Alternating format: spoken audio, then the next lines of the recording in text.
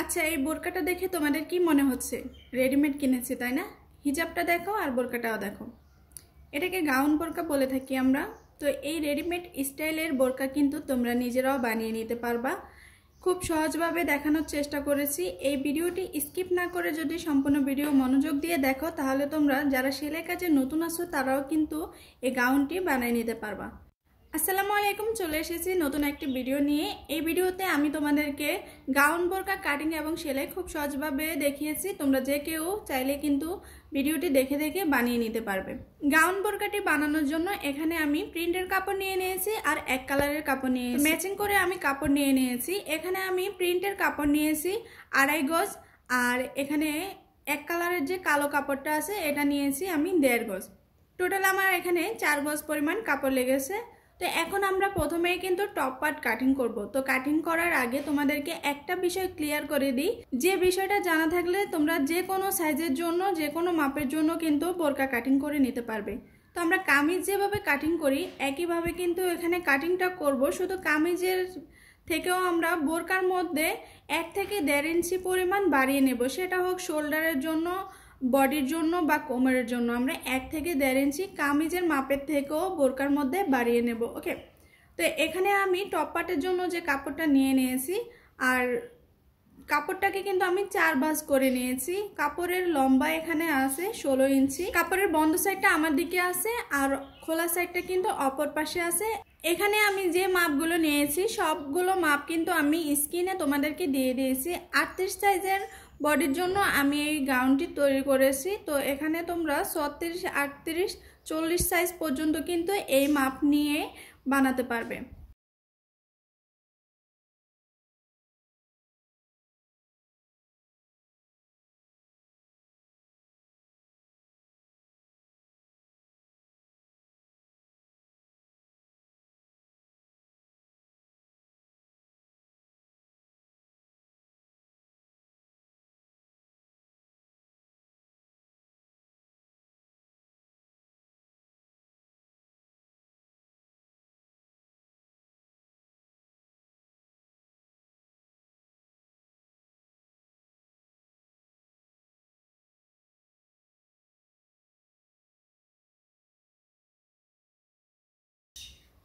সবগুলো মার্কিং করা হয়ে গেলে আমি কাটিং করে নেব।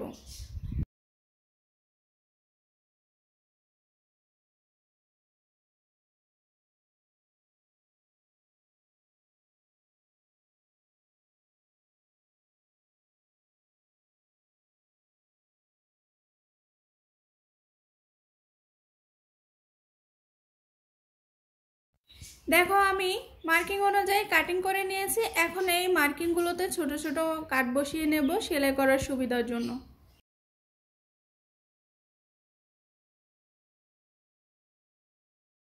গলাটা সরাসরি কিন্তু আমি এখানে কাপড়ের মধ্যেই কাটিং করে নিয়েছি। তোমরা চাইলে এখানে বক্রম ইউজ করতে পারো, তো আমি পাইপিং গলা দিব, এই জন্য কাপড়ের মধ্যেই গলাটি কাটিং করে নিয়েছি মাপ নিয়ে।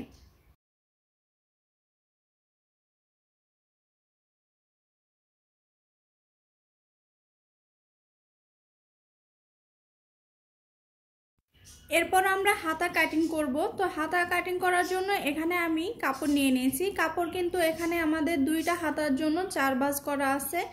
আর আমি যে পাশে আছি এটা হচ্ছে বন্ধ সাইড এবং অপর পাশে আছে খোলা সাইড। তা হাতার লম্বাটা আমি তোমাদেরকে এখানে দেখাচ্ছি, 25 ইঞ্চি আছে লম্বা। আমরা এখানে প্রিন্সেস হাতাটা দেব, এই জন্য এখানে কাপড়ের লম্বাটা একটু বাড়িয়ে নিয়েছি। প্রথমেই আমাদেরকে নর্মাল হাতার যে লম্বা এই লম্বাটা নিতে হবে। তো নর্মাল হাতার লম্বা নিয়ে কিন্তু আমি এখানে একটা মার্কিং করে নিয়েছি। এরপর এখানে বাকি যে অংশটা থাকবে এটা হচ্ছে আমাদের কুচি দেওয়ার জন্য, প্রিন্সেস যেটাকে আমরা বলি, অনেকে আবার পাপ হাতাও বলে থাকি। আর চড়াটা এখানে দেখো আমি 10 ইঞ্চি পরিমাণ নিয়েছি। তো এখানে একটি মার্কিং করে নেব। মার্কিং করা হয়ে গেলে এখানে আমরা নর্মাল হাতা যেভাবে কাটিং করি প্রথমে বলেছিলাম এভাবে আগে কাটিং করে নেব। সোজা দাগটি দেওয়ার পর এখানে আমরা নর্মাল হাতা যেভাবে কাটিং করি সে অনুযায়ী কিন্তু প্রথমে মাপগুলো দিয়ে নেব।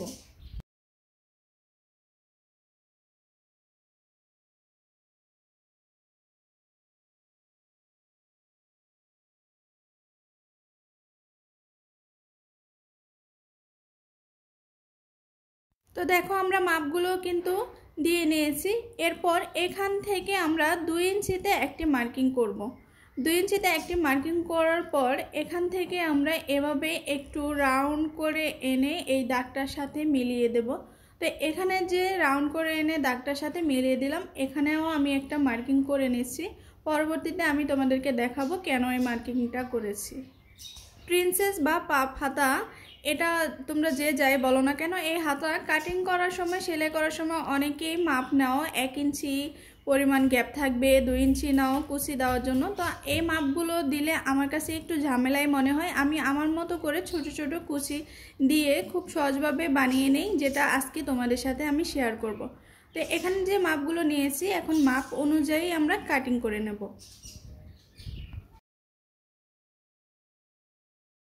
তো এখন আমরা টপ পার্টটাকে সেলাই করে রেডি করে নেব। এরপর আমরা নিচের কুচির পার্টটা সেলাই করব। ওকে, তো দেখো এখানে আমি টপ পার্টটাকে নিয়ে নিলাম। প্রথমে আমাদেরকে শোল্ডার সেলাই করে নিতে হবে। এরপর আমরা মাপ অনুযায়ী 2 সাইডে সেলাই করে নেব। তারপর আমরা হাতা সেলাই করে নেব। তাহলে কিন্তু আমাদের টপ পার্ট রেডি হয়ে যাবে।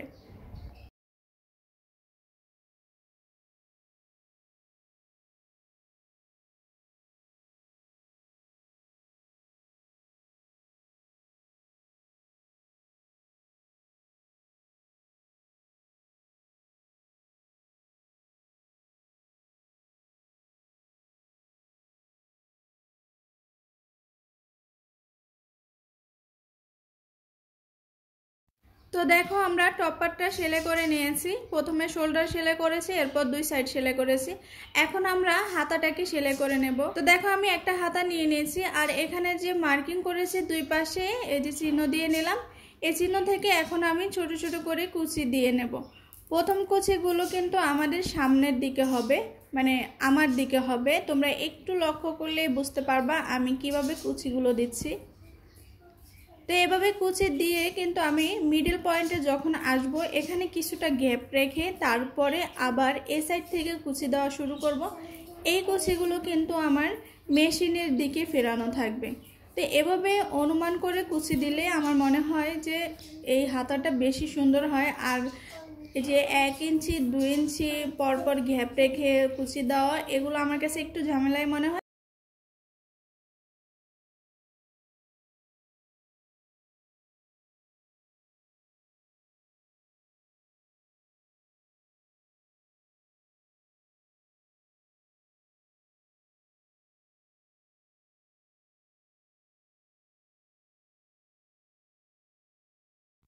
কুচি দেওয়ার পর এখানে আমরা মুহুরিতে কিন্তু 2টি ভাঁজ দিয়ে এভাবে সেলাই করে নেব।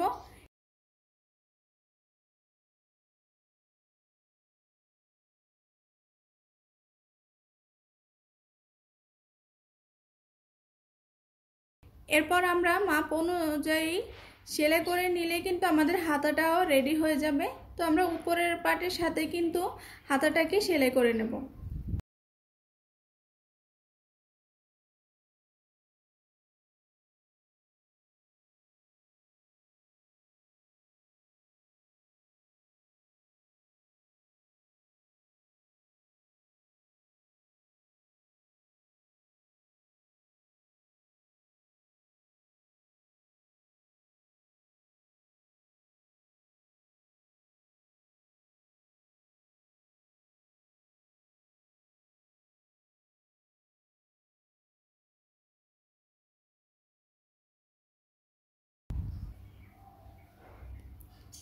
তো একইভাবে কিন্তু আমরা উপরের পাটের সাথে 2টি হাতায় সেলাই করে নিয়েছি। এখন কিন্তু আমাদের উপরের পাটটা রেডি হয়ে গেছে। এখন আমাদেরকে নিচের পাটটাকে রেডি করতে হবে।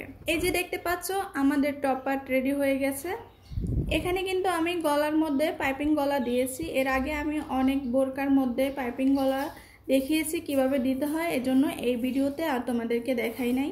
আচ্ছা, এখানে আমি তোমাদেরকে বোরকার ডিজাইনটা সম্পর্কে একটু ধারণা দিয়ে দিই। তো উপরে যে পার্টটা দেখতে পাচ্ছ, এটা তো আমরা প্রিন্টে দিয়েছি, এবং এই মাঝখানে একটা পার্ট হবে, এটা হবে আমাদের এক কালারের। আর নিচে যে আরেকটা পার্ট থাকবে সেটাও আমরা প্রিন্টে দিয়ে নেব।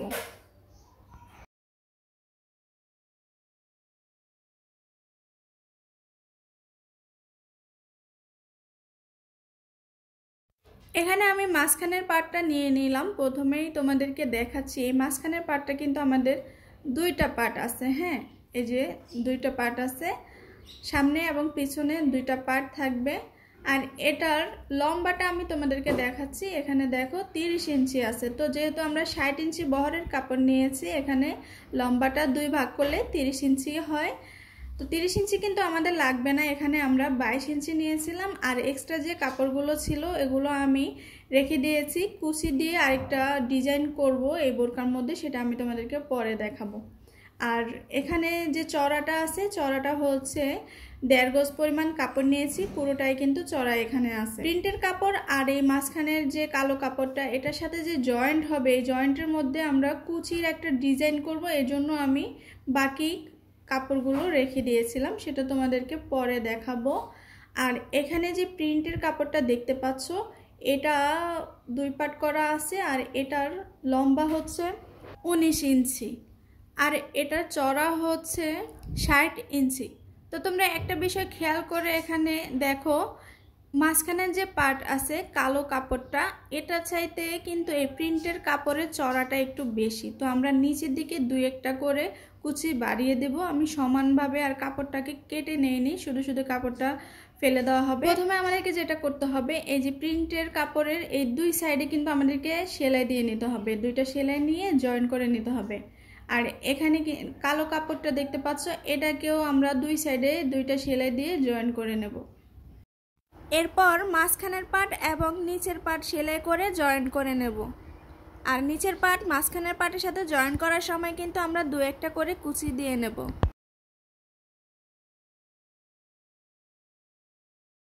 মাঝখানের পার্ট এবং নিচের পার্টের জয়েন্টের মধ্যে যে ডিজাইনটা করব, এই জন্য আমি এখানে কাপড় নিয়ে নিয়েছি।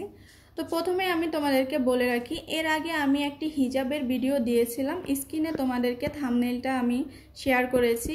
এই হিজাবের ভিডিওটার মধ্যে তোমরা অনেকেই কিন্তু আমাকে প্রশ্ন করেছো যে আপু এই কুচিটা তুমি কিভাবে দিয়েছো। তো আলাদাভাবে আমার আর ভিডিও বানানো হয়নি, এটার মধ্যে আমি তোমাদেরকে একটু বুঝিয়ে দেই। এখানে যে কাপড়টা দেখতে পাচ্ছ, চড়াটা আমরা 2 ইঞ্চি নিয়েছিলাম, ওই হিজাবের মধ্যেও 2 ইঞ্চি নিয়েছি, আর এখানেও কিন্তু 2 ইঞ্চি নিয়েছি। এরপর কিনার থেকে কিন্তু আমরা একটু করে মুড়িয়ে সেলাই করে নেব। আর মাঝামাঝিতে আমাদেরকে মেশিনের সেলাইটা বড় রেখে তারপর মাঝামাঝিতে সেলাই করে নিতে হবে।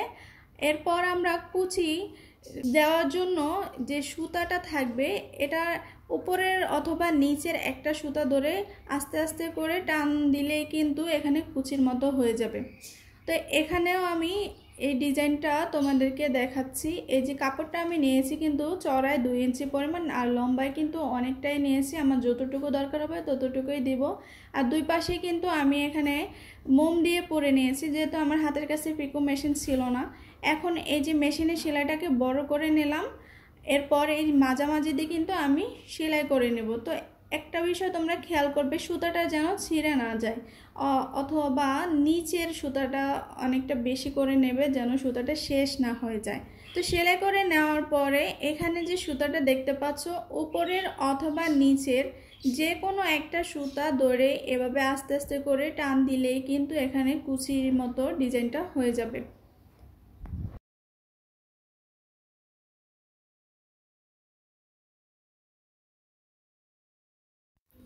তো দেখো আমি মাঝখানের পার্ট এবং নিচের পার্ট কিন্তু জয়েন করে নিয়েছি। এখন এই যে জয়েনটা দেখতে পাচ্ছ, এখানে আমি একটু আগে যে কুচির ডিজাইনটা করেছি, এই ডিজাইনটা এখন এখানে সেলাই করব।